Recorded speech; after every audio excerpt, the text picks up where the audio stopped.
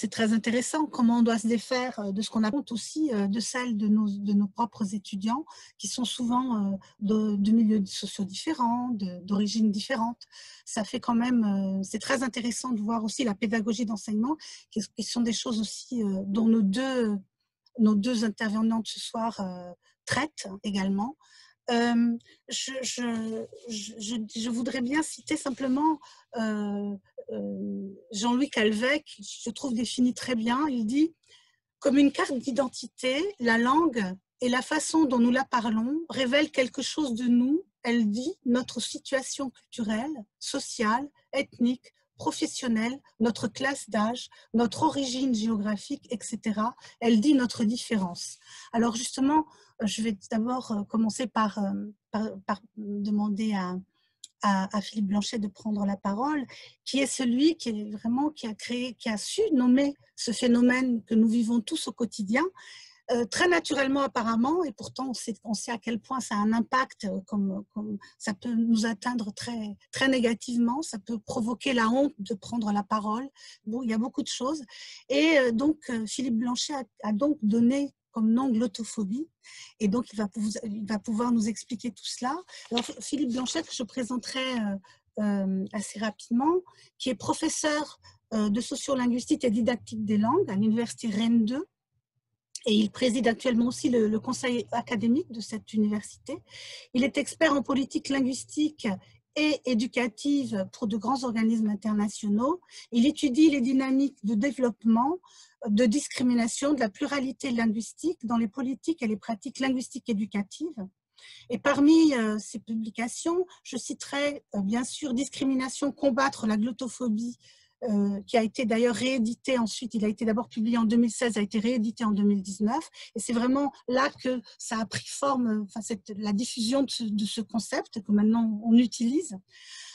Et aussi, je n'ai plus osé ouvrir la bouche, témoignage de glottophobie vécue et moyen de se défendre, et aussi éléments de sociolinguistique générale. Ce que je trouve très intéressant, c'est que Philippe, vous dites aussi que bien sûr il s'agit de sociolinguistique, mais vous dites aussi qu'il s'agit de sociopolitique. Et en cela, je trouve que c'est très intéressant. Donc merci à vous vraiment d'avoir accepté d'être là aujourd'hui pour nous éclairer. Merci.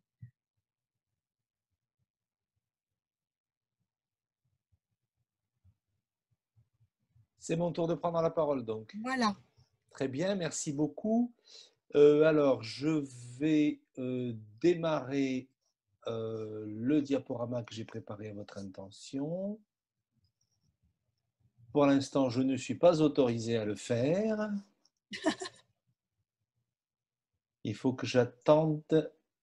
Vous pouvez, Monsieur Blanchet. Je recommence, merci beaucoup. Oui, je peux.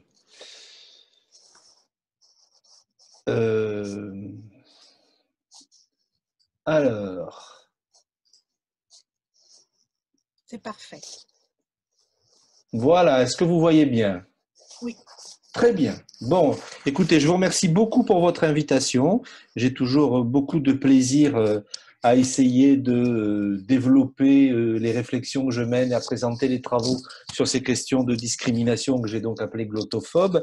Et puis, j'ai aussi toujours beaucoup d'intérêt à les discuter avec d'autres collègues, d'autres personnes, parce que c'est l'échange et la discussion qui permet d'affiner, de faire avancer les choses, d'enrichir aussi à partir d'autres terrains, d'autres sociétés. On en parlait juste avant, le fait que vous soyez centré sur le grand monde lusophone ouvre des perspectives. Alors, je vais vous en parler que je connais déjà un petit peu parce que je fréquente assidûment les universités brésiliennes, mais espace qui permet de complexifier et de montrer d'une certaine façon les traits récurrents, permanents, les invariants de ces questions de discrimination linguistique à travers les différentes sociétés et les différents espaces linguistiques. Donc, merci beaucoup, vraiment. J'ai mis en route mon petit minuteur, donc vous entendrez dans 30 minutes un gentil petit canard sonner pour me dire qu'il est temps que je me taise, que je laisse la parole à d'autres. Ne soyez pas surpris. Alors, je vais essayer, donc, dans le temps qui m'est donné, de dérouler le plan que je vous indique ici. D'abord, se mettre d'accord sur cette définition de ce que j'appelle glottophobie et des critères que nous avons utilisés pour construire le concept à partir de recherche de terrain, bien sûr, au départ, mais je n'ai pas le temps de tout vous présenter, pour construire le concept même de glottophobie et donc pouvoir affirmer qu'il existe quelque chose qu'on peut appeler des discriminations à prétexte linguistique. Une fois que je vous aurai présenté ça, je vous expliquerai pourquoi, justement, on vient d'en parler, j'ai eu l'idée de nommer ces discriminations glottophobie plutôt que d'utiliser d'autres termes. Enfin, je prendrai un cas qui est celui que je connais le mieux, qui est la construction de l'idéologie linguistique française et donc de la glottophobie en France, qui est le terrain sur lequel je l'étudie principalement, pour vous montrer comment, dans une société, se construit, se développe, se banalise d'une certaine façon même, se généralise une forme de discrimination glottophobe au point que la population, la plus grande partie des gens, ne se rend plus compte qu'il s'agit de discrimination et donc les pratiquent quotidiennement avec tous les effets négatifs que ça produit sur une bonne partie de la population. J'essaierai de faire une petite ouverture vers d'autres sociétés, francophones ou non, pour vous montrer que la question se pose dans plusieurs sociétés. Et enfin, j'attirerai votre attention sur les rapports qu'entretiennent les discriminations glottophobes avec d'autres types de discriminations. Et puis, ce sera le temps de la discussion après l'intervention de ma collègue. Alors d'abord, définir la glottophobie. Donc, si on cherche quels sont les critères qui permettent de définir une discrimination, quel que soit le prétexte de la discrimination, on va trouver deux grands types de critères. Un critère d'illégitimité et un critère d'illégalité. Alors, je vous donne par exemple ici deux citations. L'une qui donc porte sur l'illégitimité, critère éthique, qui provient d'un dictionnaire rédigé par des chercheurs qui étudient les discriminations et les phénomènes qui y sont apparentés, et qui définissent dans ce dictionnaire une discrimination de la façon suivante: c'est une disparité de traitement fondée sur un critère illégitime. Donc une disparité de traitement, ça veut bien dire qu'il y a des personnes qui sont traitées différemment d'autres personnes, ou des groupes qui sont traités différemment d'autres groupes, en utilisant pour les différencier, et donc pour les traiter différemment, un critère qui est sur le plan éthique inacceptable. Donc il faudra que je vous montre ensuite pourquoi utiliser la langue comme critère de traitement disparitaire me paraît illégitime et donc remplir l'un des critères pour définir une discrimination. Le deuxième critère, c'est le critère d'illégalité, puisque les discriminations sont avant tout, il ne faut pas l'oublier, une notion juridique qui a été construite en droit, et donc il faut regarder dans les textes juridiques comment est définie la notion de discrimination. Alors, il y a des formules qui sont un peu variées, mais qui reviennent à dire toutes à peu près la même chose.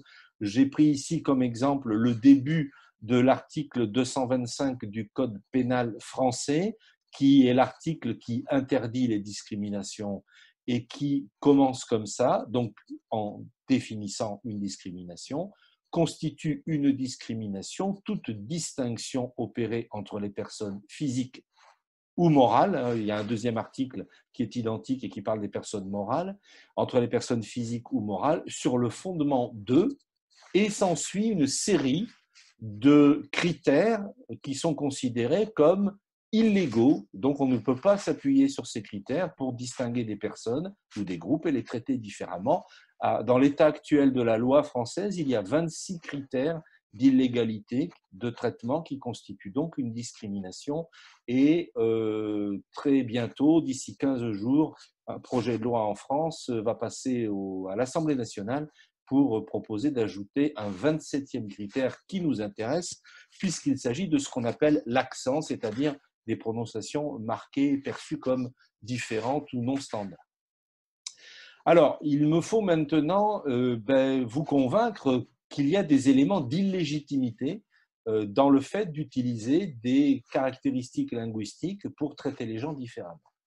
Alors, le premier argument que j'ai à vous proposer est celui-ci, c'est que les langues que nous utilisons, la langue quand nous n'en avons qu'une, ou la langue principale ou première, quand c'est le cas, ou les façons que nous avons de parler une certaine langue, le fait de parler français, québécois, parisien, provençal, sénégalais, le fait de parler portugais du nord ou du sud du Portugal ou du Brésil ou d'Angola, par exemple, ces façons-là de parler une langue, tout comme le fait de parler une certaine langue plutôt qu'une autre, ce sont ce qu'on appelle des attributs catégoriels, c'est-à-dire que ça fait partie de ce qui définit les personnes.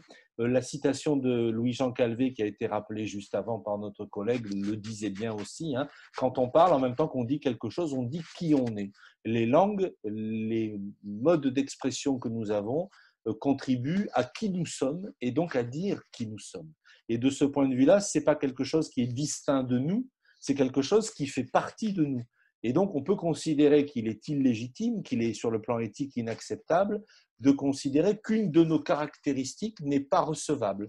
Et de ce point de vue-là, c'est comparable à d'autres attributs, comme par exemple des attributs physiques, biologiques ou biogénétiques, la couleur de nos yeux, de notre peau, la forme de notre visage, notre corpulence, voilà, un certain nombre de choses comme ça qui font partie des attributs qui définissent qui nous sommes en tant qu'individus. Deuxième argument, c'est la même chose au niveau des groupes, puisque l'une des choses qui est frappante pour le sociolinguiste que je suis, c'est que chaque groupe social développe des marqueurs linguistiques de son identité. Qu'il s'agisse d'un tout petit groupe social comme une famille, ou qu'il s'agisse d'un groupe social plus important comme les gens qui participent à un club de sport ou à un parti politique ou à une religion, ou qui constituent les habitants d'un quartier, d'une ville, d'un pays. Chaque fois que les humains construisent une appartenance collective, ils développent des modes de communication et des caractéristiques linguistiques qui deviennent spécifiques à ce groupe, qui sont des marqueurs de l'appartenance à ce groupe.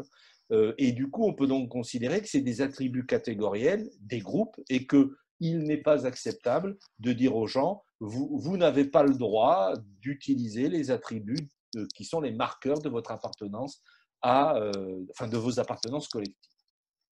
Troisième argument, les langues sont des ressources culturelles. Alors, pour toutes sortes de raisons qu'on connaît bien, je vais aller rapidement, hein, mais le simple fait qu'on utilise des langues pour faire de la création culturelle, des chansons, de la littérature, des proverbes, de l'oraliture, comme on dit parfois, hein, mais aussi parce que les langues sont corrélées aux cultures au sens anthropologique de la notion de culture, et donc les langues que nous utilisons disent quelque chose, organisent quelque chose de notre rapport au monde. Et il existe quelque chose qu'on appelle les droits culturels, qui eux aussi sont définis, qui sont entrés dans les lois d'un certain nombre de pays. C'est le cas en France, hein, la notion de droit culturel est entrée dans le droit français, et les gens ont le droit de produire des éléments culturels, on n'a pas le droit de les en empêcher. On peut donc considérer que, puisque une partie de nos productions culturelles sont d'ordre linguistique, on ne peut pas non plus nous empêcher d'utiliser nos ressources linguistiques. Quatrième principe, je vais vers des phénomènes plus généraux, un principe qui est garanti dans beaucoup de sociétés, qui est le principe de la liberté d'expression. En France, ce principe est garanti par la Déclaration des droits de l'homme et du citoyen, qui est le préambule de la Constitution de la Ve République actuellement en vigueur, et l'article 11, si mes souvenirs sont bons, garantit le principe de liberté d'expression. Or, on peut considérer qu'il n'est pas légitime d'empêcher quelqu'un de s'exprimer avec ses ressources linguistiques. Ça serait une espèce de contradiction éthique de dire vous êtes libre de vous exprimer, mais vous n'êtes pas libre de vous exprimer dans la langue que vous parlez. Ce qui reviendrait à dire vous n'avez pas le droit de vous exprimer, sauf à vous exprimer dans une autre langue. Ce qui crée aussi, évidemment, on va le voir, des discriminations, puisque du coup, certains peuvent s'exprimer dans leur langue et d'autres n'ont pas le droit. Ça nous ramène à un principe général de fonctionnement démocratique. La démocratie suppose la participation de tous et de toutes, et donc justement le débat et la liberté d'expression. On peut donc considérer qu'il n'est pas légitime de refuser à des gens des prises de parole et des participations à la vie démocratique, au prétexte que ces personnes parleraient une langue qu'on refuse ou parleraient d'une façon qu'on stigmatise et dont on leur refuse le droit de l'utiliser. Enfin, tout ça nous conduit à un sixième argument qui est le fait qu'il existe des droits linguistiques qui font partie des droits humains fondamentaux et ça nous fait le lien avec le critère suivant qui est le critère d'illégalité des discriminations à prétexte linguistique. Donc, il existe des droits linguistiques et ces droits linguistiques font qu'on ne peut pas vous empêcher d'utiliser vos ressources linguistiques, votre langue, à votre façon. Et donc, tous les textes internationaux, les textes juridiques qui interdisent les discriminations mentionnent explicitement le prétexte linguistique, la langue, comme constituant une discrimination illégale. Alors ici, vous avez le texte fondamental de protection des droits civils de l'ONU, qui, vous le voyez, j'ai surligné en couleur, dit que la loi doit interdire toute discrimination contre tout traitement différent au motif de langue. Ici, vous avez la Convention relative aux droits de l'enfant, là aussi un texte de l'Organisation des Nations Unies, dont l'article 2 garantit que tous les droits qui sont présents dans la Convention sont dus aux enfants sans distinction aucune, indépendamment de toute considération de langue. Évidemment, il y a d'autres critères qui sont aussi interdits. Donc, on ne peut pas traiter un enfant différemment en fonction de la langue qu'il parle et tous ses droits sont garantis, quelle que soit la langue dans laquelle il s'exprime, qui est une convention très audacieuse qui d'ailleurs soulève des problèmes, par exemple, pour les systèmes éducatifs. Ici, j'en viens à des textes européens. C'est la Convention européenne de sauvegarde des droits de l'homme et des libertés fondamentales. C'est le texte qui sert de référence à la Cour européenne des droits de l'homme, cour qui est là pour juger les États quand des citoyens portent plainte en disant que l'État dans lequel ils se trouvent n'a pas respecté leurs droits fondamentaux. Or, parmi les articles de cette convention, l'article 14 interdit les discriminations et il considère que parmi les discriminations, il y a les discriminations fondées sur la langue, puisque la jouissance des droits et libertés doit être assurée sans distinction aucune, fondée notamment sur la langue. Quelle que soit la langue que vous utilisez, vos droits et libertés sont garantis dans tous les États. Ici, on arrive à des textes européens de l'Union européenne, donc qui sont contraignants pour les États membres de l'Union européenne, que sont, puisque c'est ce qui nous rassemble ici pour l'instant, la France et le Portugal, par exemple. Et donc, l'article 21 interdit toute discrimination fondée notamment sur, etc., la langue. Et je termine avec ce critère d'illégalité en vous montrant le texte, l'article de la loi française. Alors, il faudrait regarder les lois d'autres pays, évidemment. L'article de la loi française qui interdit les discriminations, article qui a été, loi qui a été votée en 2001, de façon assez tardive d'ailleurs, je trouve, en tout cas personnellement, pour un pays qui s'affiche en permanence comme le pays des droits de l'homme. Attendre 2001 pour interdire les discriminations, ça peut constituer une forme de contradiction. Cette loi a été revue régulièrement pour ajouter des critères d'illégalité d'un traitement différencié, donc constituant des discriminations. Alors, jusqu'à 2016, cet article n'avait aucune mention de critères linguistiques, c'est-à-dire qu'en France, et ça ne vous étonnera pas, je vais y revenir juste après, on considérait que au titre des lois internes à la France, il n'y avait pas de discrimination à prétexte linguistique, donc on pouvait traiter les gens différemment avec un prétexte linguistique et que ça ne constituait pas une discrimination. Ceci, bien que la France ait ratifié les textes internationaux que je vous ai présentés juste avant et qui donc normalement s'appliquent en France puisqu'ils sont ratifiés, mais il est assez fréquent qu'un État ratifie un texte et ne l'applique pas.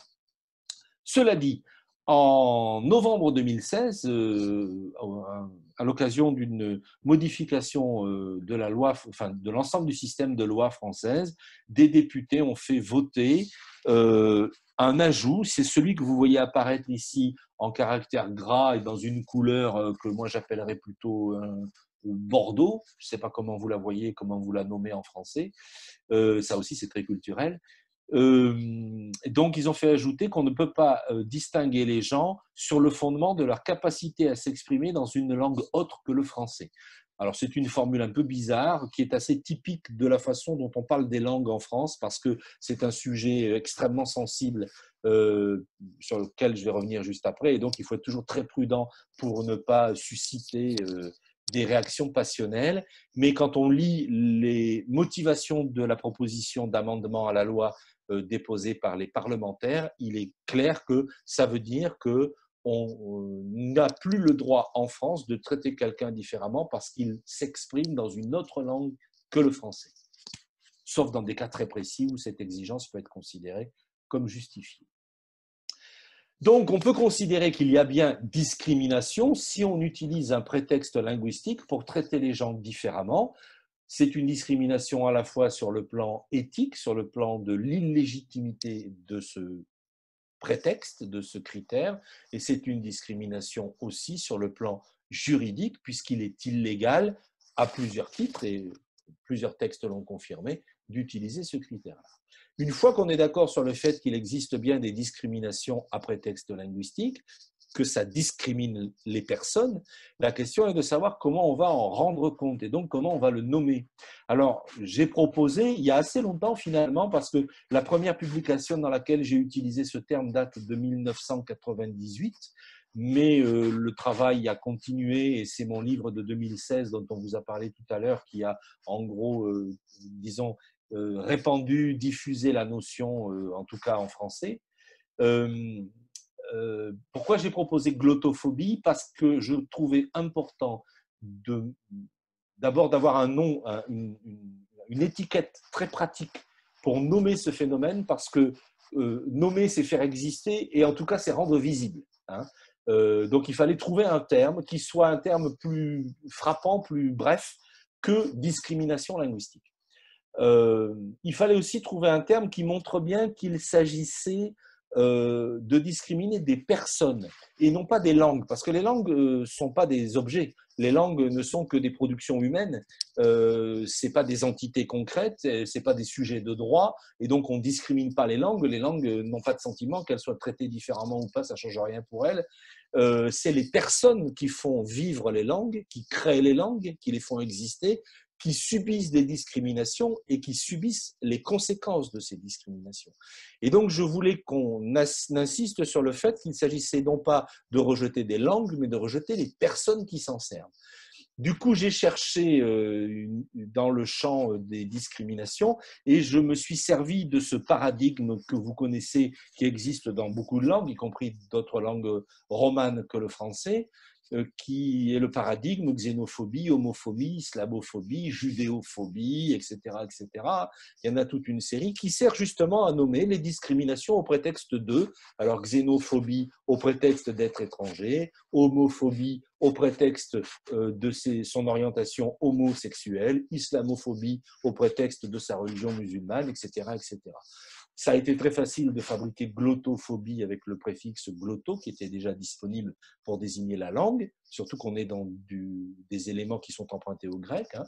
Et du coup, voilà, j'ai proposé glottophobie qui finalement a très bien marché. Hein, quand il est parti sur, on pourrait dire, le marché linguistique français, en tout cas, la presse en a beaucoup parlé. Aujourd'hui, c'est un terme qui circule beaucoup et qui présente donc cet avantage, vous voyez bien, on l'a dit tout à l'heure, de déplacer le problème du champ linguistique au champ sociopolitique. Parce que le problème est un problème de traitement des personnes dans la société ou des groupes dans la société. Ce n'est pas un problème de traitement des langues. Les langues ne sont qu'un prétexte à la discrimination. La discrimination touche les personnes. Et donc voilà pourquoi ce choix terminologique qui, vous voyez, n'est pas juste le plaisir d'inventer un mot nouveau, mais aussi qui cherche à préciser le contenu sémantique en question. Alors, je voudrais rapidement vous donner toute une série d'éléments qui montrent comment, dans une société, et c'est vrai que la société française est vraiment, hélas, assez typique d'une société glottophobe, comment une glottophobie, une discrimination à prétexte linguistique peut se développer dans une société et se répandre à travers toute la société au point qu'il est devenu difficile, mais ça commence à changer, de faire accepter qu'il s'agit bien d'une discrimination.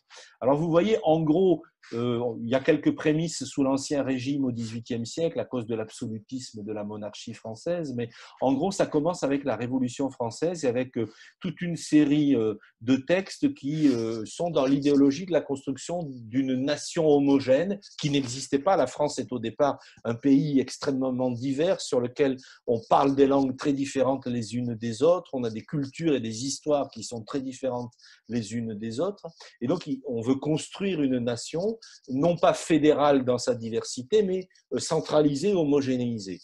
Et l'un des éléments qu'on va choisir, c'est la langue comme moyen pour rassembler les gens, mais aussi comme emblème de l'identité nationale. Aujourd'hui, le rapport qu'on a à la langue est quasiment religieux en France, hein, et si vous êtes comme moi un Français dont le français n'est pas la langue première ni la langue familiale, et que vous avez une autre langue que maintenant on appelle régionale comme langue première, vous voyez bien tous les problèmes que ça vous pose d'être un Français pas tout à fait français, ou en tout cas qui n'adhère pas à tous les emblèmes et à tous les marqueurs linguistiques de l'identité nationale française.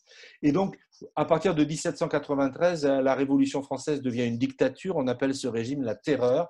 Et c'est le moment où le fédéralisme est banni et où on se centre sur une option autoritaire, de construction autoritaire d'une unité nationale. Et c'est là où on prend les premières lois qui imposent le français, langue du pouvoir royal, hein, qui devient langue du pouvoir bourgeois, à l'ensemble de la population. Alors évidemment, au départ, c'est une abstraction complète parce que la grande majorité de la population française ne sait pas parler français, ne comprend pas le français. Ça va mettre du temps à fonctionner, ça va prendre plus d'un siècle à se mettre en place, mais c'est déjà dans l'esprit fondateur, si vous voulez. Hein.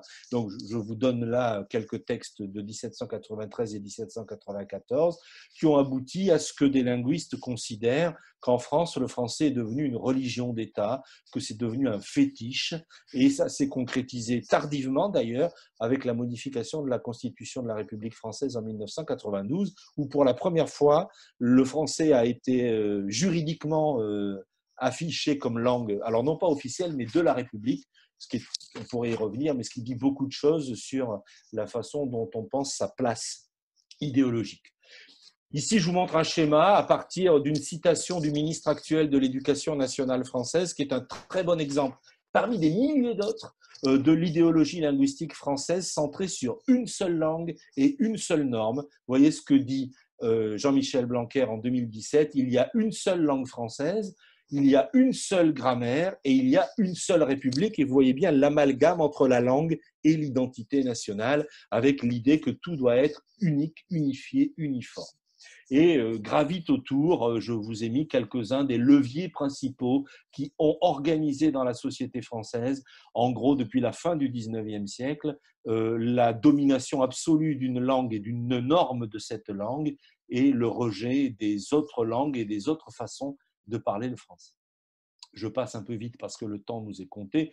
Ici, j'attire votre attention sur le fait que c'est le système éducatif qui a été le moyen principal pour inculquer cette idéologie nationale glottophobe dans la tête des enfants devenus des adultes. Et au bout d'un certain nombre de générations, tout le monde a fini par accepter cette idée qui devient ce qu'on appelle une hégémonie, plus encore qu'une domination, c'est-à-dire que même ceux qui en sont victimes considèrent que c'est normal, et donc que la suprématie absolue du français est normale, et que le fait de vouloir utiliser d'autres langues que le français n'est pas normal, est considéré comme suspect, et qu'on a le droit de vous l'interdire, de vous en empêcher, en vous disant, vous ne serez un citoyen qui aura accès à ses droits qu'à condition que vous le fassiez en français. Alors, comment ça se concrétise? Ça se concrétise par de la stigmatisation, c'est-à-dire par le fait de considérer qu'une caractéristique est négative, d'en faire un stigmate.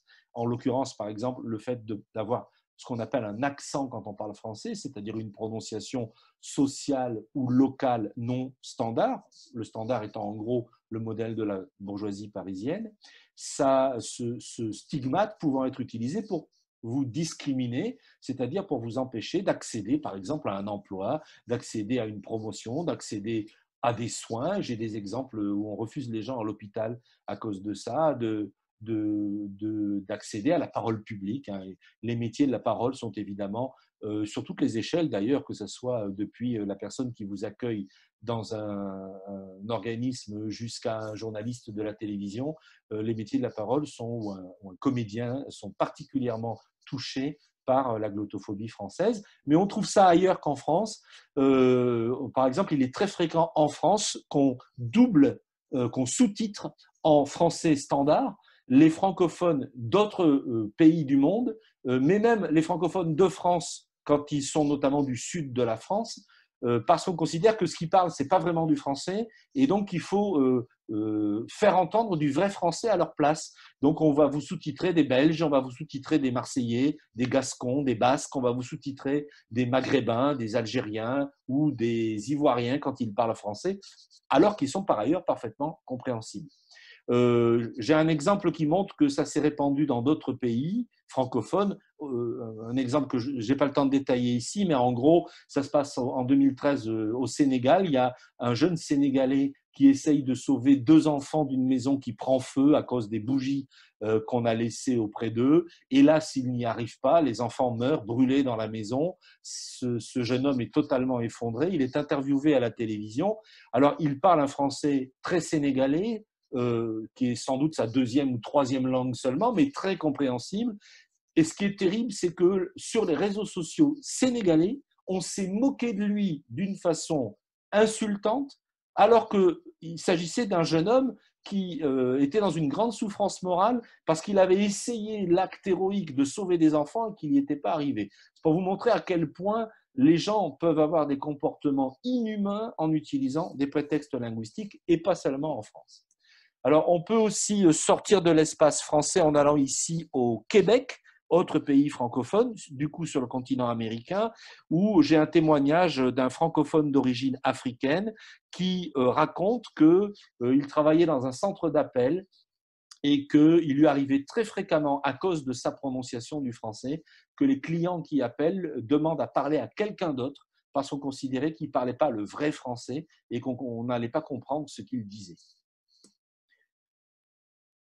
Ça s'est répandu dans d'autres États et dans d'autres espaces que l'espace francophone. En gros, la glottophobie collective, institutionnelle, est surtout corrélée à l'idée d'un État-nation homogène.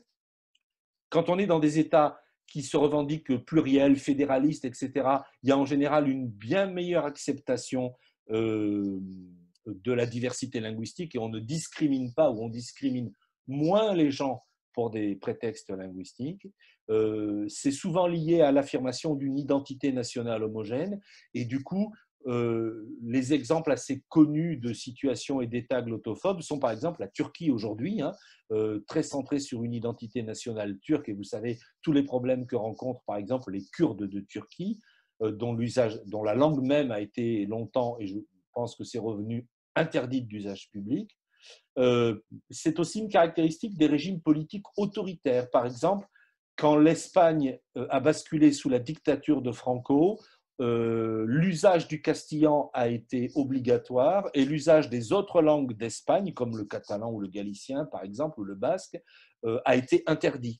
Ça a été le cas en Italie sous Mussolini. L'Italie est un pays très plurilingue, qui a une tradition, voilà mon canard qui me dit que je dois finir, qui a une tradition très ouverte à la diversité linguistique en Italie, y compris une unité nationale très récente. Il n'empêche que quand Mussolini a mis en place son régime fasciste en Italie, il a imposé l'usage de l'italien et interdit l'usage d'autres langues, notamment dans les régions un peu périphériques où on pouvait avoir des usages, par exemple, du français au Val d'Ost ou d'autres langues italiennes. Au fond, ce transfert d'idéologie s'est beaucoup fait dans le monde par la colonisation, alors surtout par la colonisation française, c'est ce que je connais le mieux. Dans les anciennes colonies françaises où le français est souvent la seule langue officielle encore aujourd'hui, les gens ont toujours l'idée que le français est une langue supérieure aux autres et que parler français comme en respectant la norme du standard de France, c'est mieux et que c'est normal et que ceux qui parlent autrement parlent mal. Alors, j'attire juste votre attention sur une société lusophone dont je vous disais que je la connais un peu, qui est le Brésil, et notamment sur les travaux qu'a mené mon collègue et ami Marcus Bagno, sociolinguiste brésilien que vous connaissez sans doute, l'Université de Brasilia et de Rio de Janeiro, qui a publié au Brésil ce livre sur le même sujet, mais que lui a appelé, comme vous le voyez, Preconceito Linguístico, et qui a eu dans ce pays-là un succès fou qui s'est vendu à des dizaines et des dizaines de milliers d'exemplaires, ce qui prouve que la question se pose ailleurs, mais qu'il y a aussi un intérêt de la population et que les choses peuvent éventuellement changer.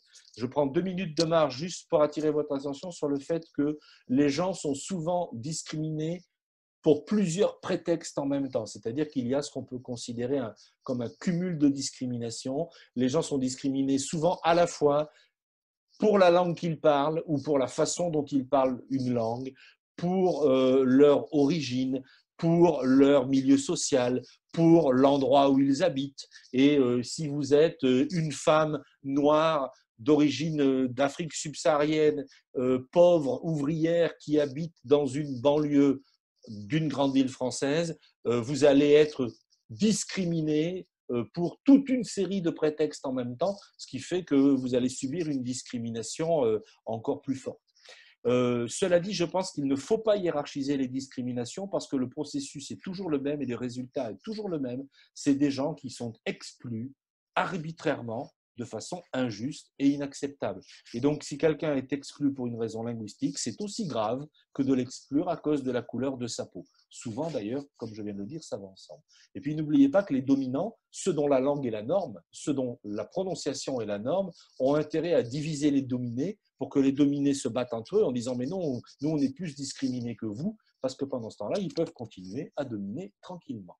Si vous voulez plus d'informations, voici les ouvrages qu'on vous a cités tout à l'heure.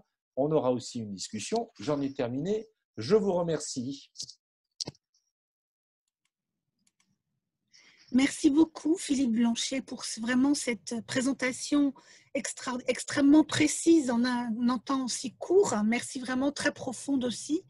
Et vraiment, j'invite d'ailleurs les personnes qui sont en train d'assister à ce webinaire à poser des questions sur le chat pour qu'ensuite on puisse entamer un dialogue avec nos conférenciers. Et vraiment, c'est très important que vous posiez des questions. Alors, c'est intéressant. Merci Philippe d'avoir fait le lien aussi vers la question de la colonisation, puisque Dulce Pereira va d'une certaine façon aborder cette partie-là aussi.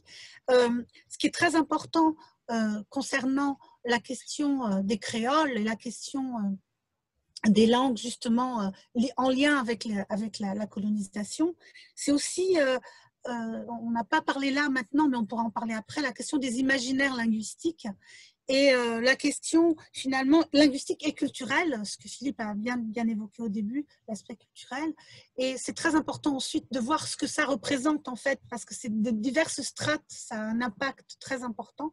Alors je vais rapidement présenter notre deuxième conférencière, Dulce Pereira, qui qui est linguiste et professeure à la faculté de lettres de l'Université de Lisbonne. Elle est chercheuse au CELG, Centre d'études de linguistique générale et appliquée à l'Institut de linguistique théorique et informatique, et elle s'intéresse à la créolistique, au contact des langues, incluant le portugais et le capverdien, à la politique et à la planification linguistique, ainsi qu'à l'éducation bilingue, domaine dont elle est auteure de nombreux articles et publications. Elle est coordinatrice et consultante et formatrice de projets d'éducation et d'enseignement bilingue et multilingue au Portugal et au Cap-Vert, et j'en citerai quelques-uns, dont le projet pilote alphabétisation bilingue au Cap-Vert, CIDAD, je vais le traduire, diversité linguistique à l'école portugaise, ou aussi classe bilingue portugais capverdien et école multilingue. Merci beaucoup, Dulce, d'être là ce soir et nous vous écoutons avec beaucoup de plaisir. Oui. Je vais attendre un tout petit peu pour que je puisse mettre mon PowerPoint.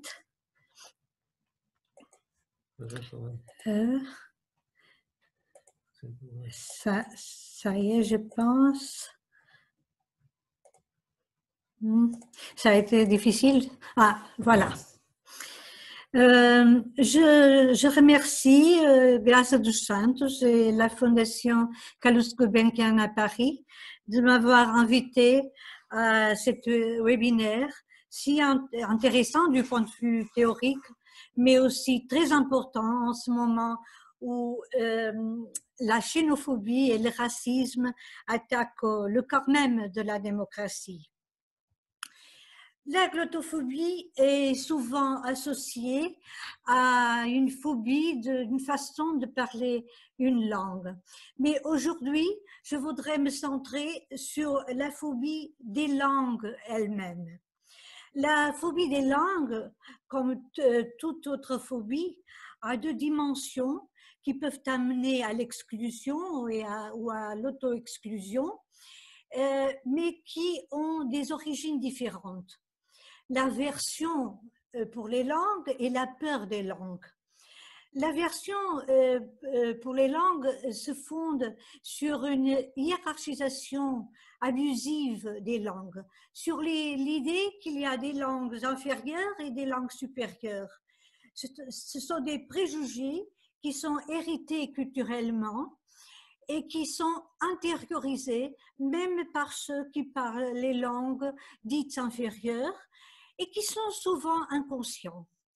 La peur, au contraire, advient d'une situation concrète de contact de langues, de prestiges différents et des locuteurs dans la communauté.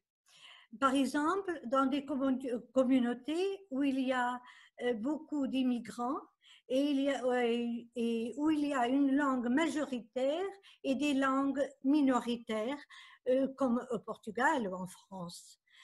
On a donc peur de la contamination, de ce qu'on appelle la transférence négative d'une langue sur autre.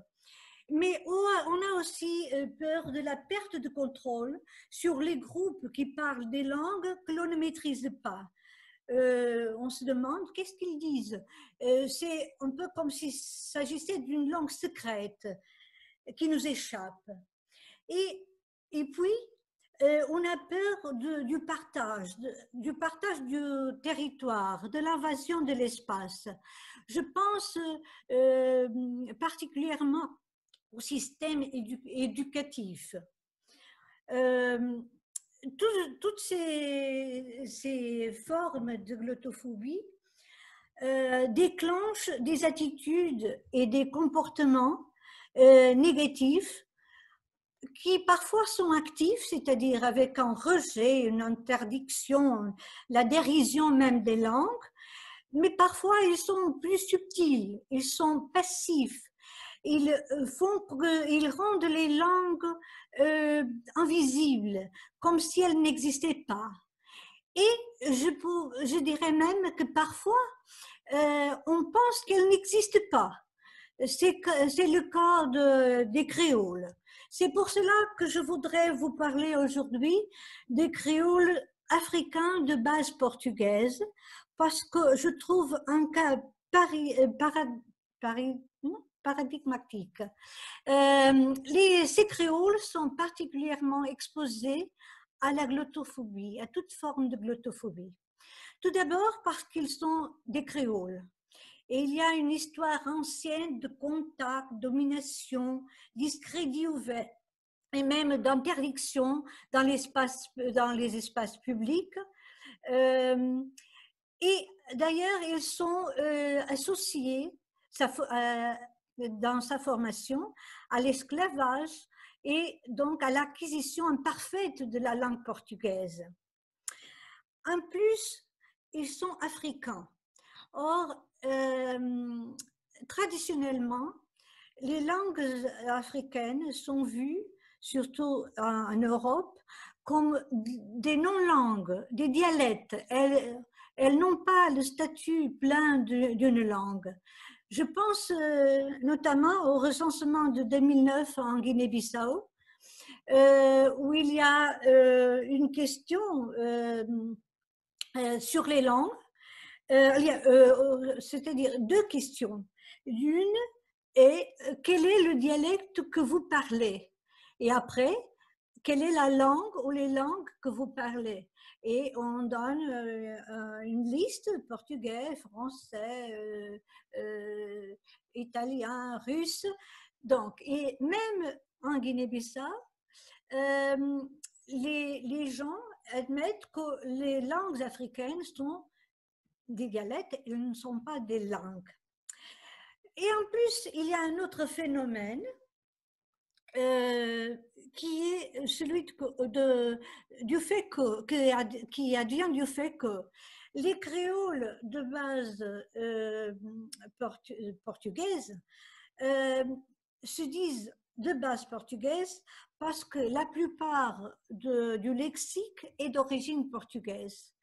Alors, ça crée, dans le contact avec la langue de base, en ce cas le portugais, une similitude lexicale superficielle, ce qui rend difficile la perception des frontières entre les langues, qui donne la perception que les créoles ne sont plus qu'un écart par rapport au portugais normal, et donc, une fois de plus, un dialecte et parfois un portugais mal parlé. En plus, au Portugal, ces langues créoles africaines de base portugaise sont des langues minoritaires qui sont souvent associées à des communautés socialement défavorisées, des quartiers marginalisés. Attendez. Bon.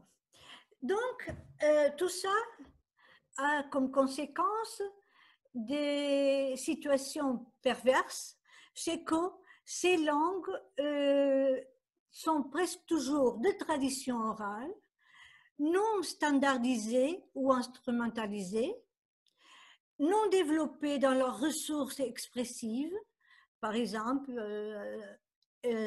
son vocabulaire formel ou scientifique, et pas officiellement enseignées parce qu'elles sont refoulées objectivement et subjectivement.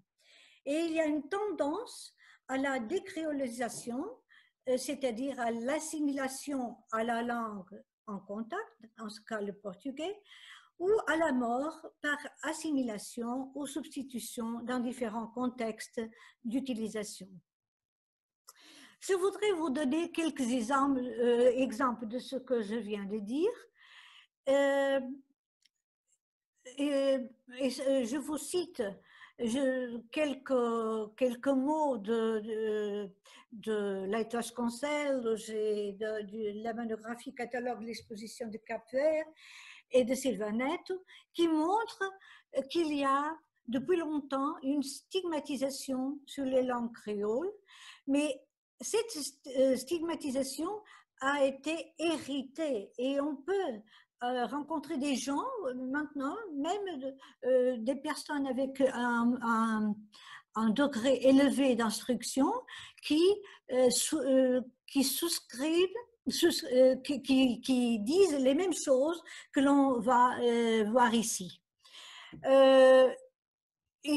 Par exemple, les modifications que les créoles sont des modifications que les langues cultivées de l'Europe ont subi dans les terres extra-européennes, dans la bouche de peuples de civilisation inférieure, mis en contact avec des langues radicalement différentes.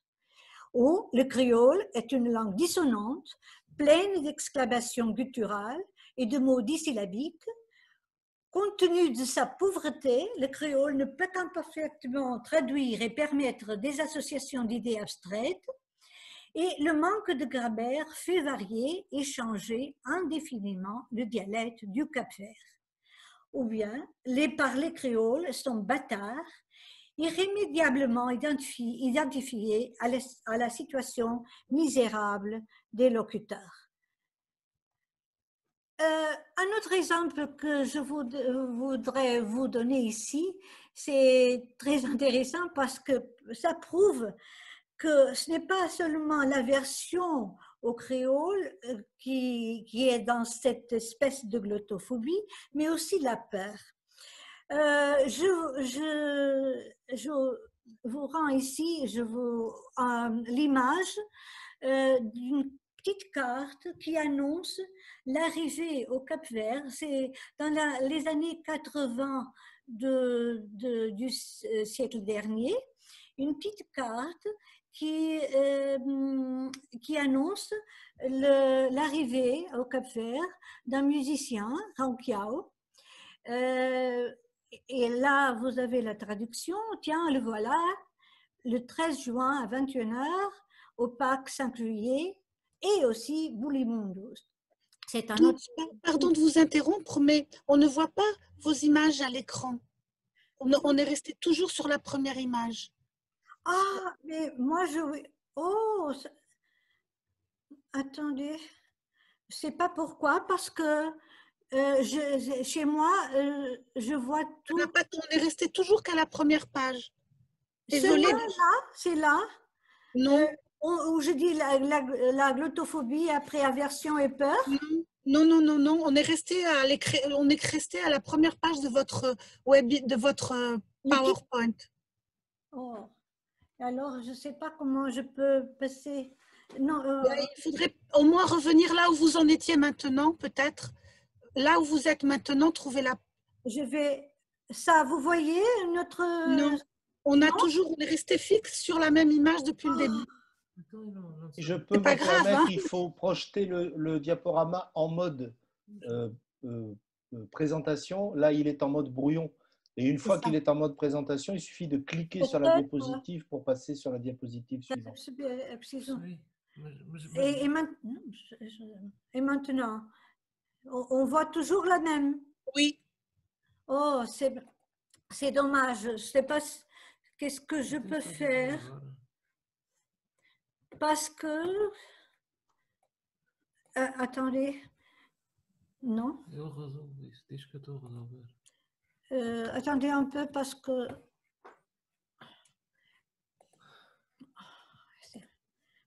Qu'est-ce que vous... Non. Et si vous pouvez attendre un tout petit peu, c'est dommage parce que je pensais qu'on... Voilà. Et maintenant, vous voyez quelque chose de différent? Non. Non. Je te dis quand il faut prévenir. Non. Ça va?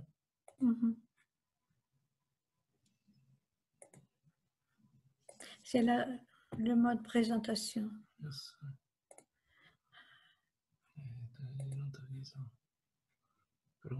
Là, je pense que ça devrait aller si vous avancez maintenant. Voilà. Voilà. C'est bien comme ça? Ça avance, oui, là, c'est bien. Parfait. Ah oui. Et tu faisais ta présentation toute? Oh, j'ai fait toute la présentation. Bon, alors oui. Je vais vous montrer un peu ce que... Bon, mais de toute façon, vous avez écouté le plus important sans les diapositives. Et je parlais, et même ici, vous avez écouté ces exemples de stigmatisation. Et maintenant, c'est plus important, je vous montre la carte. Est-ce qu'on voit ça maintenant? Oui, oui. Oui. Oui, bon, alors c'est ça, c'est une carte qui fait une annonce d'un spectacle avec Rankiao et c'est les années 90 du siècle dernier et l'ambassadeur du Portugal au Cap-Vert a obligé son attaché culturel à guillotiner la partie qui était écrite en créole. Cet attaché m'a donné cette carte pour que j'en sois témoin.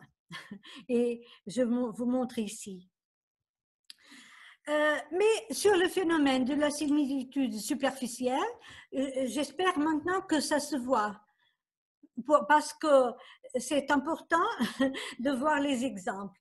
Je vais vous montrer ce qui se passe entre le portugais et le français et le créole du Cap-Vert. Il y a ici une petite phrase, "Eis dá uma pancada", qui où tous les mots ont un correspondant direct en portugais. Eles, il, dá, donner, uma, pancada existe aussi en portugais avec la même forme. Et pourtant, dá, c'est pas au présent, mais au passé, en créole. En plus, da est au singulier, mais le pronom sujet est au pluriel, donc ce serait en portugais dans. Uma a ce petit suffixe a qui ne veut pas dire, qui n'est pas une marque de genre, parce que le pronom indéfini n'a pas de genre en créole. Au contraire, c'est un suffixe intensificateur. Et vous verrez pourquoi à la traduction. Et puis, pancada n'a pas le sens portugais de coup, mais ici, dans le contexte, il veut dire, le mot veut dire course soudaine et courte. Alors, cette idée qu'en portugais serait eles dá uma pancada, se traduit en créole par ils ont fait une course soudaine, courte et très rapide.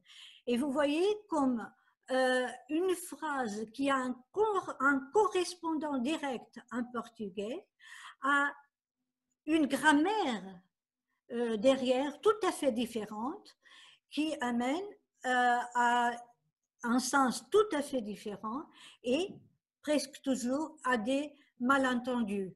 Et ce qui est pire un malentendu qui a des conséquences dans la glottophobie dont on parlait, qui est celui que le créole n'est pas une langue, mais un écart par rapport au portugais, un portugais mal parlé. Je vous donne encore un exemple qui est d'une phrase qui a été produite par une dame à l'intérieur de Santiago, au Cap-Vert, qui est très intéressante de mon point de vue. C'est « Minha neto fêmea é caminina, é menino ». Littéralement, ce serait mon petit-fils femelle n'est pas une fille, c'est un garçon, ce qui est au moins étrange. Mais vraiment, une fois de plus, l'opposition entre le suffixe e et le suffixe ou, qui en portugais est un suffixe de genre, n'est pas ici un suffixe, une opposition de genre, mais a un sens différent. C'est que le sens, je vous donne à travers la traduction correcte. Ma petite fille est une petite fille, elle n'est pas encore à l'âge de la puberté. C'est-à-dire que le E n'est pas une marque de féminin, mais peut-être on peut dire de féminin, mais en féminin qui a une différence d'âge par rapport à l'enfant, à la fille qui est très petite. Bon, je passe ça parce que j'ai perdu un peu de temps, mais je voudrais vous parler alors sur la façon dont le système éducatif au Portugal traite les langues minoritaires et en particulier les créoles, en tenant compte de tout ce que j'ai dit avant sur les créoles et qui entre dans l'imaginaire de l'école.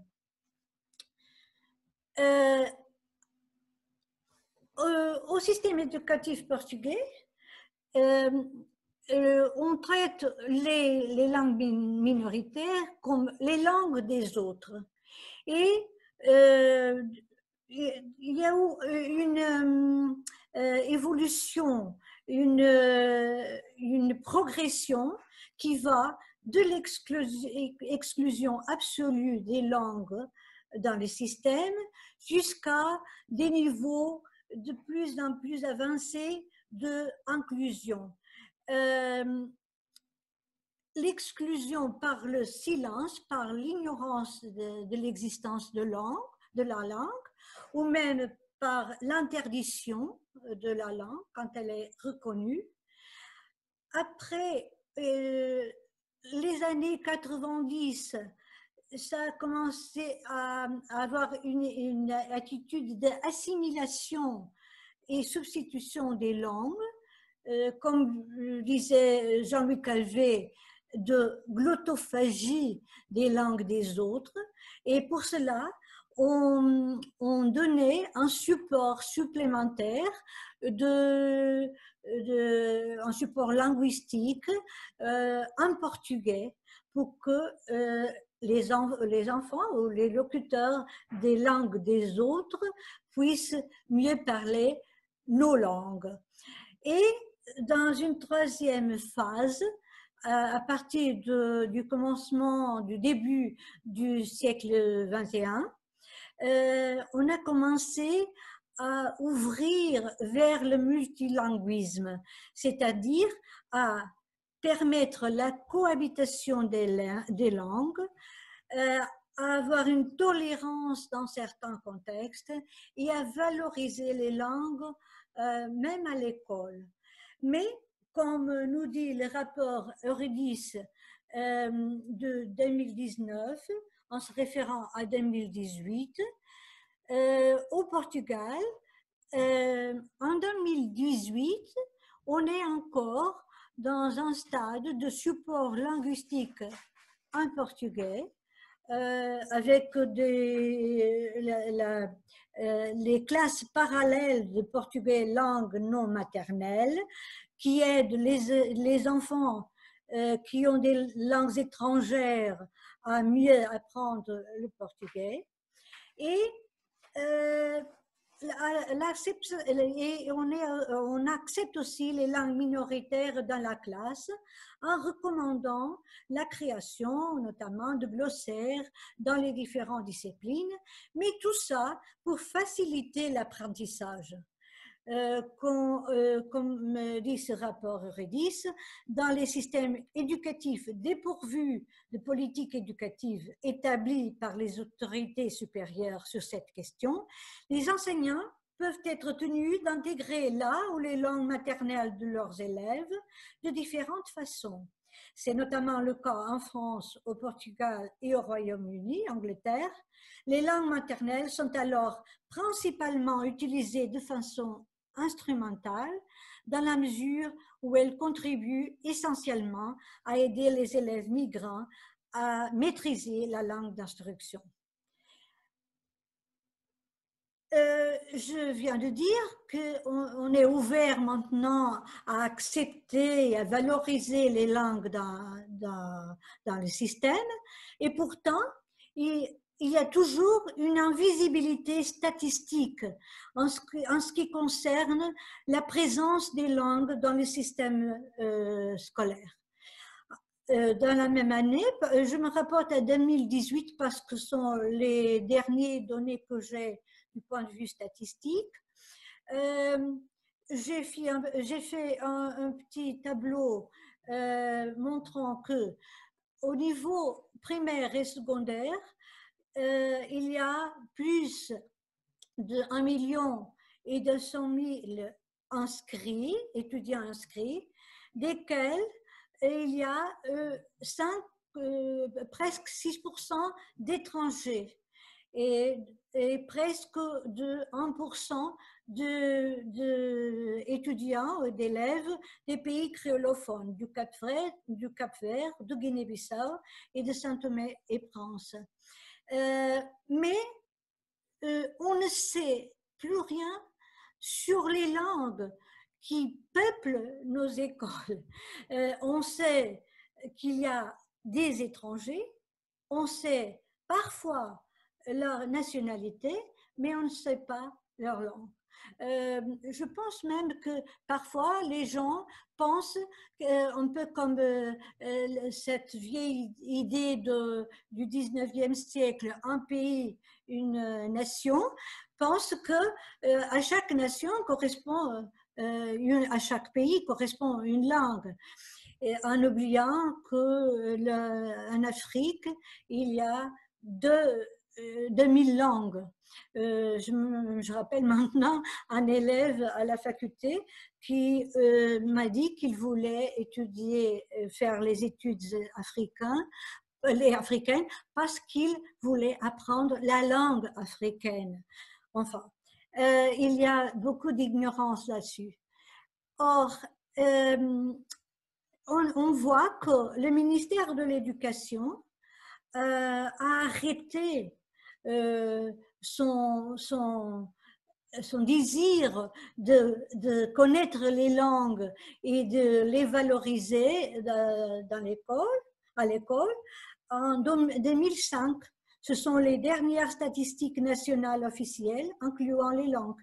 Et en 2005, on a eu vraiment de bonnes statistiques parce qu'elles ont été, c'est mon avis, motivées par le projet Diversité linguistique à l'école portugaise, que j'ai aussi coordonné avec mes collègues et amis Maria-Helena Mateus et Gloria Fischer, et qui a eu le soutien de la Fondation Carlos Gulbenkian, où pour la première fois, nous avons dans 410 écoles du premier et deuxième cycle à Lisbonne, fait une enquête qui a dévoilé la présence de 58 langues seulement dans la région de Lisbonne. Et par là et là, on a essayé de faire un diagnostic socio-linguistique pour que le ministère puisse continuer ce travail. Il l'a fait en 2005, mais c'est fini, c'est arrêté. Or, j'ai parlé de plusieurs niveaux d'inclusion qui va du multilinguisme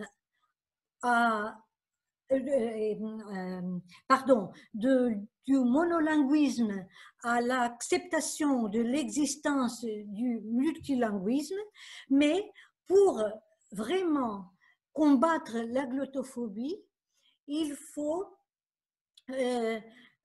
un saut qualitatif, il faut un changement de paradigme, il faut aller vers un niveau plus élevé d'inclusion, que j'appelle ici le niveau 3 d'inclusion, une inclusion mutuelle. Il faut changer l'idée de nos langues et les langues des autres, mais créer un autre paradigme, nous et nos langues. Et nous, c'est l'ensemble non seulement de ceux qui parlent la langue majoritaire, mais de tous ceux qui, dans une même communauté, qui partagent socialement, ont des langues dites minoritaires. Et là, on peut attendre un autre niveau, le niveau du plurilinguisme, c'est-à-dire un niveau où tous les gens apprennent les langues présentes dans les répertoires linguistiques présentes dans la communauté et des répertoires linguistiques individuels en présence. Et j'ose dire contre le gaspillage linguistique dont parlait Duverger et vraiment contre la glottophobie. La Finlande, selon le rapport Redis 2019, est le seul système éducatif sélectionné où l'enseignement des langues maternelles est considéré comme contribuant à favoriser le bilinguisme et le multilinguisme pour tous les apprenants. Et je souligne, et tous ceux qui sont en faveur, qui plaignent en faveur du plurilinguisme soulignent, pour tous. Sora Dulce, excusez-moi, je vous interromps. Nous sommes en train de recevoir beaucoup de questions. Pouvez-vous écourter un petit peu votre présentation pour que nous ayons le temps pour répondre à toutes ces questions? Bon, voilà, et j'allais vous montrer le projet. Est-ce que j'ai combien de temps? 5 minutes? Allez, 5 minutes, allez. Bon, alors je vais vous montrer parce que ce que l'ILTEC, l'Institut de linguistique théorique et computationnelle à qui j'appartiens, maintenant c'est un peu différent, a créé un projet avec une fois de plus le soutien de la Fondation Calouste Gulbenkian, vraiment pour prouver qu'il était possible de créer, d'atteindre ce niveau d'inclusion à travers l'éducation bilingue en portugais et en créole du Cap-Verdien. Ici, c'est une image de la classe bilingue où ils disent « Nous sommes spéciaux, nous sommes une classe bilingue ». Et là, nous voyons ce « nous » dont je parlais avant. Ici, au foyer de la Gulbenkian, ici en classe. Et pourquoi spéciaux? Parce que c'est un modèle dual language bilingual education adapté, incluant une langue créole, une langue qui n'a pas de prestige, c'est pas la langue anglaise, dans le système portugais officiel, une classe mixte, moitié d'origine portugaise, moitié d'origine créole, dans une école TAPE, territoire pédagogique d'intervention prioritaire, avec un taux d'échec scolaire très élevé, où le portugais et le cap-verdien sont simultanément des langues enseignées et langues d'enseignement, de la première à la 4e année, et où il y a le développement du bilinguisme et de la bilittératie. Là, on a essayé de dévoiler, identifier, libérer et valoriser explicitement les langues présentes à l'école, en incluant les familles et l'ensemble de la communauté scolaire dans le processus éducatif. On voulait le développement du bilinguisme et de la bilittératie, de la conscience linguistique, de la conscience des limites entre les deux langues, des attitudes et des comportements positifs envers les langues et leurs locuteurs, de l'autonomie dans l'usage naturel des langues et dans le translanguage, c'est-à-dire le passage autonome d'une langue à l'autre, de la capacité de gymnastique linguistique et bien sûr ce qui amène au développement cognitif et à la fin à la réussite scolaire, au bien-être personnel et social. Quels ont été les effets positifs, je peux dire, et durables de ce projet qui, contre ce qui se fait au niveau national, a prouvé la bonté de cette idée de plurilinguisme et inclusion linguistique. Bon, je vais vous donner quelques exemples. Inclusion linguistique. On a demandé à Eduardo, un petit portugais qui avait des parents portugais, avez-vous l'habitude de bavarder à la maison? Oui. Qui parle le plus avec toi? Mon petit frère. En quelle langue? En portugais et en créole. Et comment? Parce qu'on savait qu'il était portugais et qu'il n'avait jamais parlé créole quand il a entré à la première année. Et il a répondu, je lui apprends le créole, c'est-à-dire le portugais a commencé à disséminer le créole parce que le créole lui appartient. C'est une langue à lui en ce moment. Inès, portugaise, selon la mère, elle veut parler créole, mais personne ne le sait chez nous. Alors, elle commence à parler devant les miroirs. un autre exemple de valorisation des langues. Une année après le début du projet, ma suite, d'origine créole, née au Portugal, sa mère disait qu'elle parlait seulement portugais. Elle a dit, ma mère ne me laisse pas parler créole, mais je m'en fiche, je parle. Mais maintenant, elle me laisse déjà parce que j'ai insisté que je veux parler. Dulce, excusez-moi, il nous reste seulement un petit quart d'heure pour les questions. C'est grâce à vous parler. C'est bien bon. Je vais avancer. J'avais ici une étant, alors je vais dire que parce qu'il faut vraiment qu'on ait un petit peu de temps de dialogue. Excusez-moi. je vais vous montrer d'abord ça. Bon, mais je vous montre ici un exemple de Catherine qui a fait une traduction quand sa mère n'arrivait pas à parler avec une dame capverdienne parce qu'elle pensait qu'elle parlait mal portugais, elle savait qu'elle parlait une langue. On va peut-être s'arrêter, excusez-moi Dulce, parce que vraiment on a très très peu de temps si vous voulez bien. Parce que ce sera, vous avez des interlocuteurs de l'autre côté voilà. Qui nous ont posé des questions directement à vous et à Philippe concernant. Alors, on a des questions concernant le cumul des discriminations. Pour, par exemple, une personne qui parle, qui travaille en Martinique et qui parle de personnes qui qui sont discriminées parce que ils ont un accent. Ils sont des personnes d'origine haïtienne et qui ont un accent, donc ça crée une situation de glottophobie, mais aussi des personnes, et ils demandent en fait la différence entre la question de l'accent et de la question du choix de la langue elle-même. Et la question est, est-ce de la glottophobie ou est-ce que la langue est seulement l'indicateur qui entraîne la xénophobie ou c'est les deux? Voilà, ça c'est la question sur le choix de la langue et sur l'accent lui-même. Je ne sais pas, je veux bien essayer de répondre. Il est clair que la langue est un marqueur d'origine et surtout la façon de la parler. Donc, si des Haïtiens parlent le créole haïtien en Martinique ou français en Martinique, on repère leur origine et donc c'est les deux en même temps. C'est-à-dire, c'est pour ça que je pense qu'il y a cette notion fondamentale de cumul des discriminations. Ils sont en même temps discriminés pour les deux raisons qui sont les deux facettes d'une même chose finalement.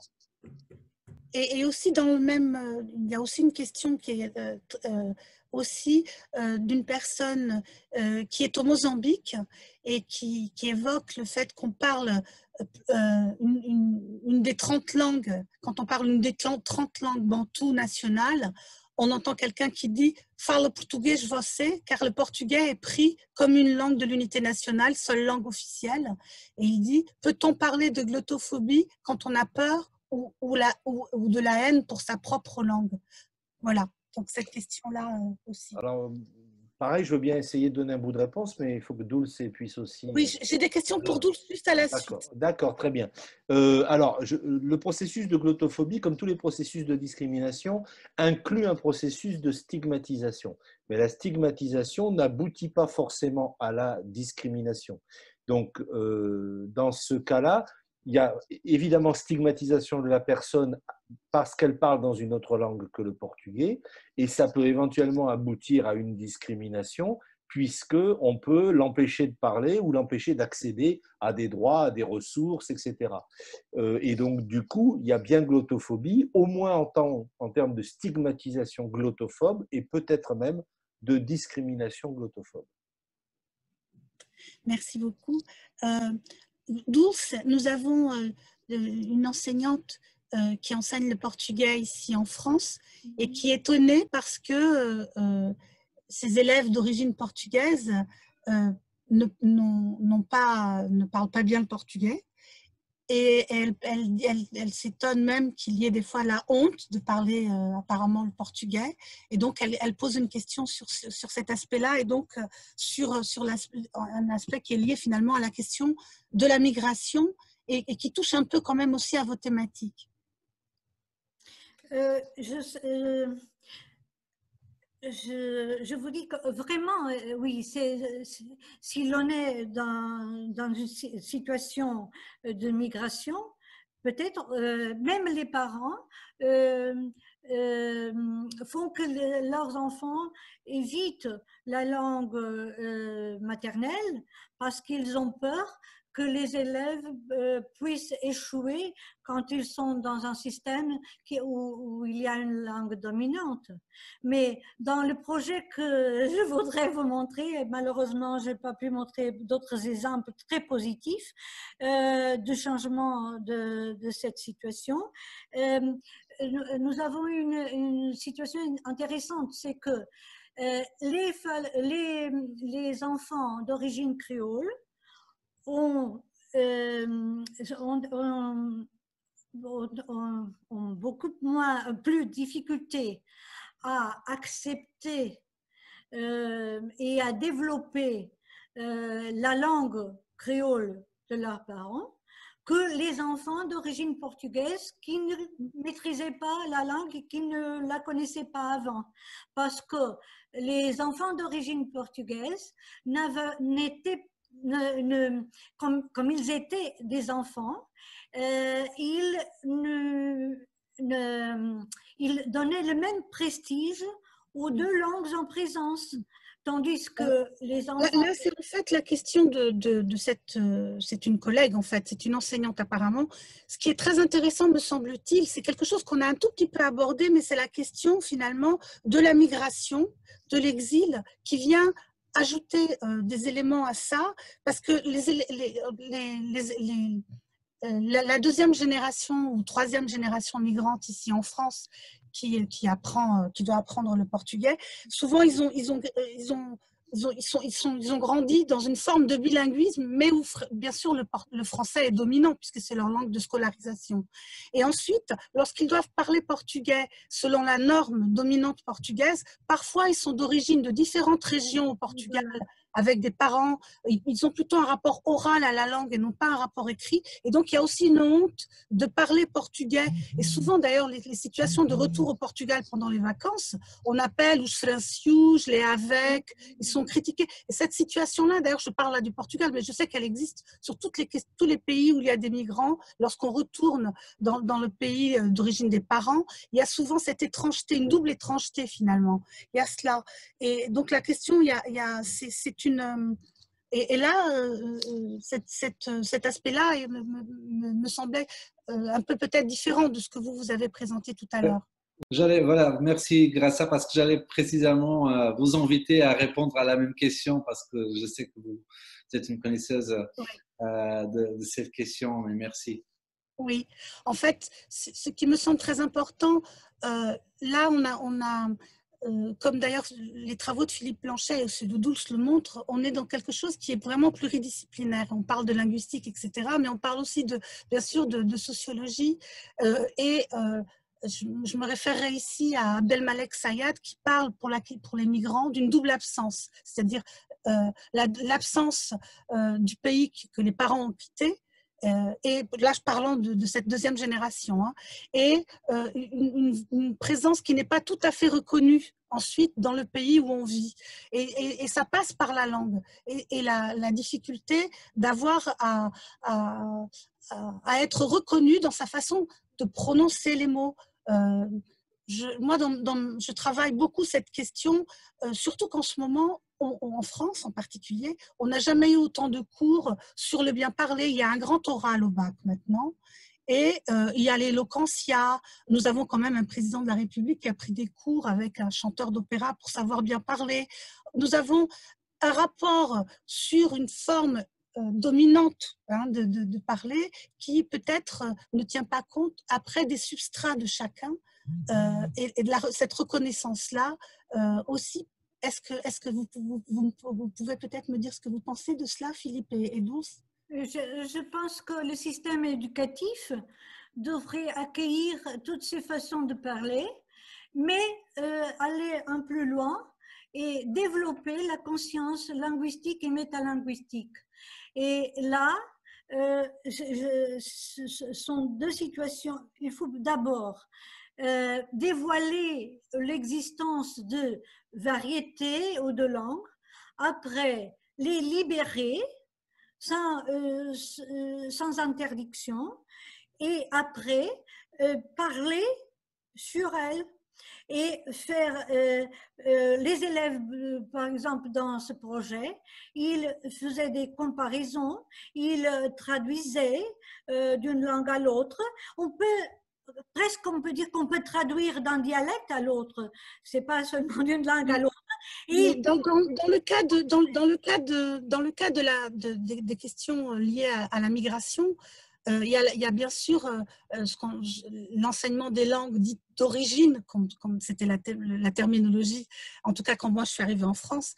Et ça pose aussi un problème parce qu'on est doublement étranger. C'est-à-dire que lorsqu'on doit prendre la langue des parents, la langue des ancêtres, hein, eh bien, on n'est pas reconnu dans cette approche de la langue-là. Il n'y a pas une transmission tout à fait naturelle qui a été faite, et ne passer que par l'école, c'est pas exactement la même chose. C'est très complexe. Qu'en pensez-vous, Philippe? L'école, de toute façon, a toujours une langue étrangère. Je crois que l'un des problèmes que pose l'école, mais elle en pose de nombreux sur le plan des questions sociolinguistiques, c'est que les langues qu'on y enseigne sont toujours des langues normées, c'est-à-dire des langues que finalement personne ne parle vraiment dans la vie ordinaire. Et donc, effectivement, c'est un grand classique que d'avoir des enfants dont les parents sont, en France par exemple, hein, des immigrés d'Espagne, du Portugal ou d'Italie, qui savent parler quelque chose que l'école ne sait pas valoriser et même qu'elle rejette, voilà, en leur proposant d'apprendre à parler vraiment le bon espagnol ou le bon italien ou le bon portugais, ce qui est terrible parce que c'est aussi une façon de stigmatiser la langue familiale et la langue des parents.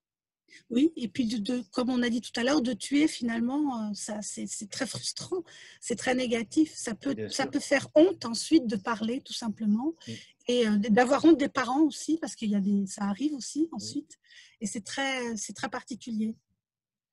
Il faut commencer très précocement cette éducation. C'est pour cela que je parle d'éducation linguistique. Je ne parle pas d'enseignement bilingue ou enseignement plurilingue. Je parle d'éducation linguistique vers le plurilinguisme. Et là, il y a là il y a quelqu'un qui pose une question concernant la domination, l'opinion des conférenciers concernant la politique éducative qui privilégie largement l'anglais. Est-ce que cela ne favorise pas la glottophobie vis-à-vis des langues à faible diffusion, à petit flux? Oui, bien sûr. De toute façon, tout ce qui hiérarchise les langues hiérarchise en même temps les gens qui les parlent, et c'est le fondement même de ce qu'on appelle en sociolinguistique la diglossie, et donc de tous les effets d'insécurité linguistique, de stigmatisation, de discrimination linguistique, parce que au fond, c'est le terrible vieil esprit colonial qui continue à s'exprimer avec l'idée qu'il y aurait des hiérarchies et qu'il y aurait des gens dont les langues, les cultures seraient par définition supérieures à d'autres qui seraient des inférieurs. Donc la seule solution, c'est de viser un plurilinguisme beaucoup plus diversifié pour essayer de réduire la domination de certains sur les autres. Oui. Et il y a aussi une question sur le renversement, c'est-à-dire l'idée que les dominés qui ont intériorisé un complexe d'infériorisation auraient tendance à un moment donné à renverser le mécanisme et à vouloir imposer leur langue par le même mécanisme de pouvoir. Et la question est aussi une question concernant des solutions de stratégie pour lutter contre la glottophobie. La transculturalité en est une. C'est une question, voilà. Je ne sais pas, Philippe.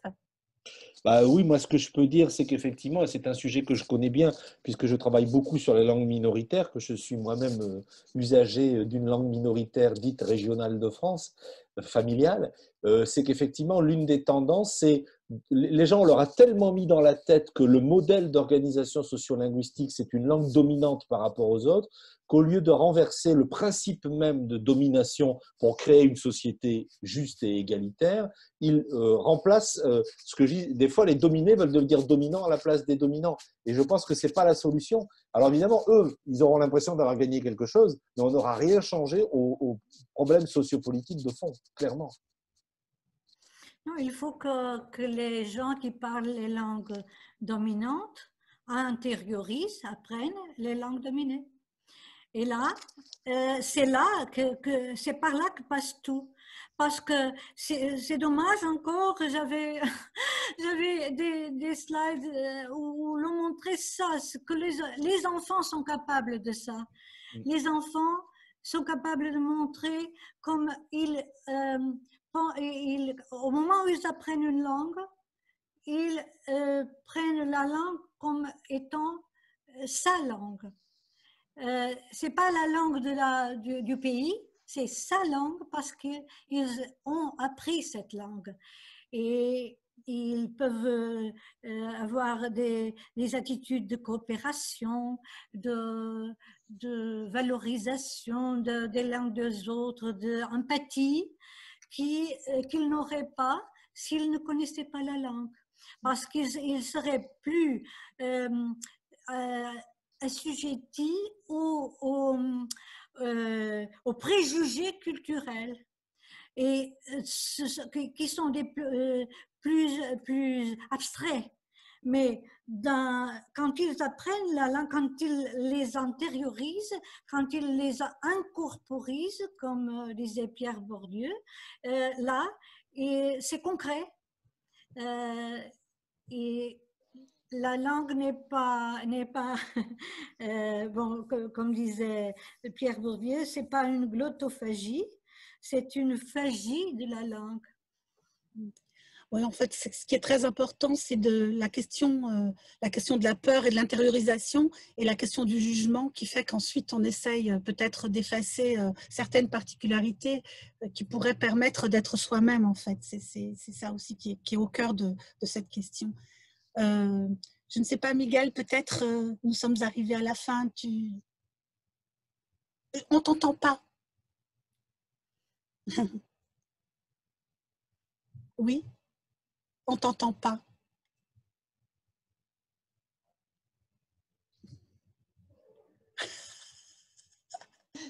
On t'entend pas. Je me permets de prendre la parole Oui. au nom de Miguel. J'espère qu'il ne m'en voudra pas. Donc, au nom du directeur, Monsieur Miguel Magalhães, je vous remercie, Graça, je vous remercie, Monsieur Blanchet, Madame Dulce Pereira, pour cet exposé qui, évidemment, on aurait eu besoin de beaucoup plus de temps pour aborder d'autres questions. J'espère que nous aurons l'occasion de revenir sous un autre format, on l'espère, mais sachez que le webinaire a été enregistré. Dès demain, vous pourrez le retrouver sur le site de la Gulbenkian Paris. Et pour les personnes qui n'ont pas pu prendre note des diaporamas, ils seront donc disponibles sur le site à travers l'enregistrement vidéo. À tous, je vous remercie. Je vous souhaite une très bonne soirée et à très bientôt. Merci à tous. Merci beaucoup. Merci. Merci à tous. Merci. Merci, au revoir. Au revoir. Au revoir, merci. Au revoir, merci beaucoup. Au revoir. Au revoir.